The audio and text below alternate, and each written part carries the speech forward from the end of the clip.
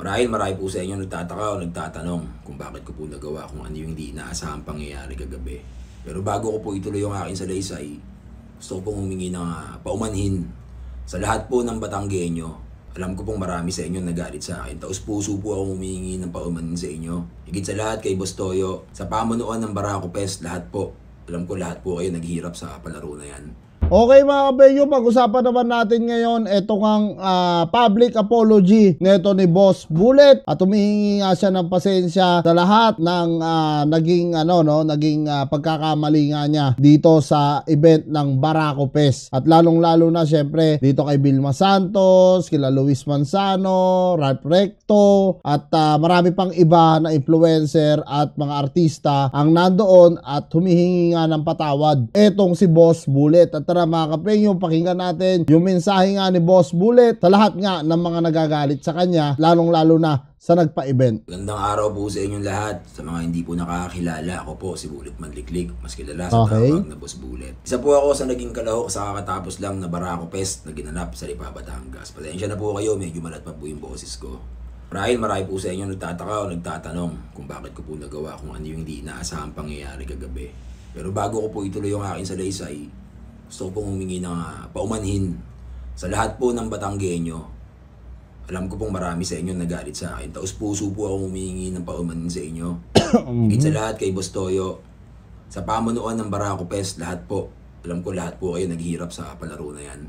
So dito mga kapenyo, parang sa madaling salita, aminado naman si Boss Bullet sa kanya nagawa at sinasabi nga niya no, sa pamunuan ng Barako Fest at sa lahat-lahat humihingi nga siya ng patawad sa kanyang nagawa. Dahil alam naman natin na talagang mali no, yung nagawa nga talaga neto ni Boss Bullet. At napakaganda naman yan brother, no, yung paghingi mo ng pasensya, lalong-lalo na sa mga Batanggenyo na talagang nagalit no, kasi nagulo nga yung event nila pero at least kung hindi ka man nila pagbigyan, nasa sa kanila na yon. Ang importante rito, humingi ka ng pasensya sa mga taong nasaktan mo. Kay Governor Vilma Santos Recto, Secretary Ralph Recto, Vice Governor Luis Manzano at Congressman Ryan Ralph Recto, humingi po ako ng taos-pusong paumanhin sa inyo sa aking nagawa. Meron man po akong dahilan, alam ko pong hindi sapat yon. Kay Derek Bryan, Boss Dane Grospe, Ghost Wrecker, paumanhin sa inyo mga boss. Sa po kasi siya nag-trigger sa akin doon, yung mga naririnig kong rumors sa backstage. Ay siya nagkaroon daw po ng dayaan na minanipula daw po ni Boss Toyo yung palaro para po sa mananalo. Wala pong ganun nangyari. Kaya po masakit sa akin yun. Lahat po kami naghihirap. Lahat po kami binigay po namin yung 100% namin. Hanggang sa umabot po kami sa Final 19. At doon nga po nagkaroon kami ng pagkakataon na makapagkwentuhan nung binigyan po kami ng 5 minutes break. Nakapaglabas o nagbigay ng istorya yung bawat isa. Yung ilan sa kanila, nag-absent ng trabaho, maraming pangangailangan sa pamilya. Naramdaman ko po at nakita ko sa mga mata nila na hindi na po nila hinahangad yung 1 milyon. Ang gusto lang po nila, meron po silang maiuwi sa kanilang pamilya. Naintindihan ko po yun. Ako po gusto ko manalo. Nandun po ako para manalo. Dahil isa po akong atleta. Hindi ko lang po basta-basta pinagpapalit sa pera yung karangalan. Marami na po ako competition na sinalihan. Karamihan po dyan wala pong papremyo. Importante po sa akin yung karangalan. Pero sa pagkakataon po na yun, nakita ko sa mga mata nila na gusto nilang may maiuwi sa kanilang mga pamilya. Iba po malalayo pa. Imagine niyo po madaling araw pa lang nandun na kami. Kaya nung napag-usap-usapan po namin na nung una nagbibiruan lang po kami. Pero nung nakita ko po sa kanila na lahat sila sang-ayon, napaghati-hatian na lang yung 1 milyon. Kung sino man ang mananalo, maghahati-hati na lang po sa 1 milyon. Pero syempre po mas malaki yung magiging parte ng mananalo.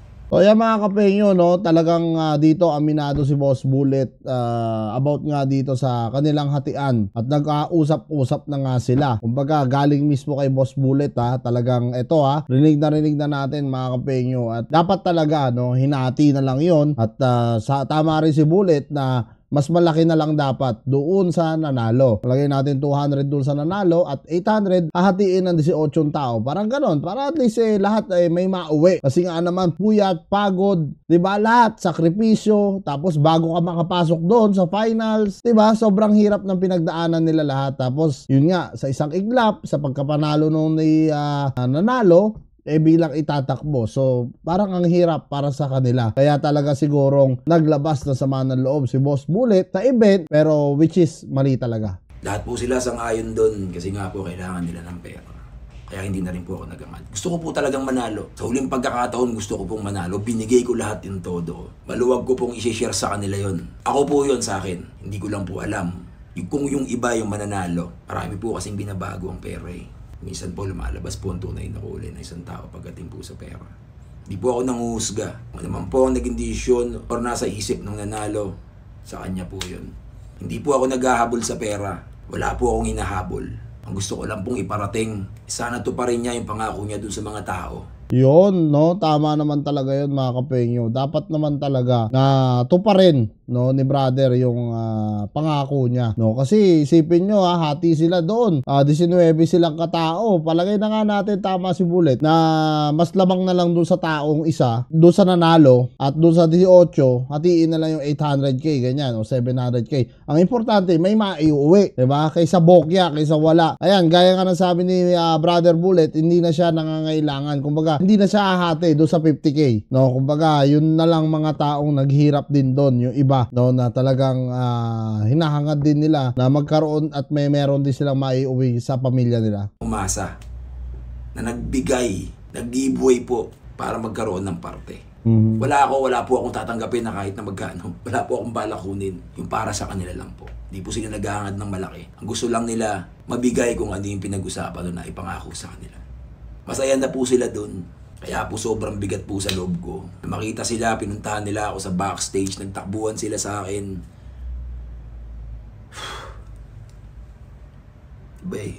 Iba po yung pakiramdam. Masakit po yun. Dahil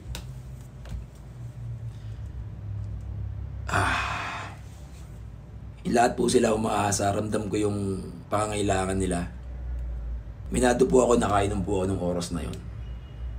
So dito mga kapenyo, no, inamin din ni Bullet na nakainom pala siya noong araw na yon, no, which is akala ko hindi siya nakainom, pero halatang halata naman mga kapenyo, no, sa pagsasalita pa lang niya doon sa microphone, halatang nakainom talaga si Bullet doon. So naghinanaing pala, no, etong mga kasama nga niya doon sa 18 katao, kasama na si Bullet doon, at talagang sinabi siguro na bakit ganon, hindi man lang tayo nahatian, samantalang may usapan tayo, usapan.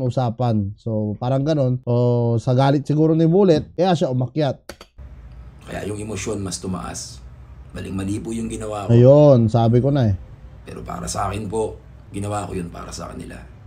So yan mga kapenyo, rinig naman natin yung sinabi ni Brother Bullet dito na alam naman niya yung kanyang pagkakamali, pero ginawa nga daw niya yon para doon sa mga taong hindi nabigyan talaga ng hati nung nanalo. So yan mga kapenyo, kung kayo nga tatanungin ko ano ang masasabi nyo dito nga sa mensahe at paghihingi ng pasensya ni Brother Bullet sa lahat ng Batanggenyo at lalong-lalo na sa mga councilor at sa congressman dyan sa Lipa, Batangas. Comment nyo na lang down below lahat ng mga opinion nyo mga kapenyo, at lahat po yan mababasa ko.